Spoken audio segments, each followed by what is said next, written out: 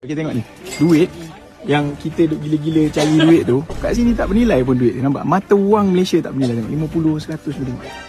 Orang letak macam tu je, letak macam tu je. Tu 100 kat atas tu. Nak ceritanya, duit atau mata wang ni dia bernilai apabila dia berada di tempat itu sahaja semata-mata. Macam kita makan kat Malaysia, RM10 kat sini dia bukan 10, dia 10 juga. Cuma dia kali 3. Contoh macam ni kan. Daratlah 3. Tapi nak ceritanya yang lebih yang saya nak sampaikan ni adalah mata wang tu hanya bernilai di tempat tersebut sahaja. Jadi dunia ni, kita duduk kat dunia ni, mata wang dia kalau kat Malaysia ringgit, kalau kat sini won kan semua kan. Tapi mata wang yang sebenarnya adalah mata wang akhirat. Pahala tu. Kejar banyak-banyak, lupa nak kejar mata wang akhirat. Nantilah sekali yang duit banyak tu tak nak guna dekat akhirat nanti. Jadi kejarlah akhirat, dunia akan ikut kita. Maksudnya kita bersedia untuk mata wang akhirat tu.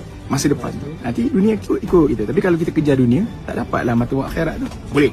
Boleh tak boleh? Kau tengok sekali. Ni duit real ni.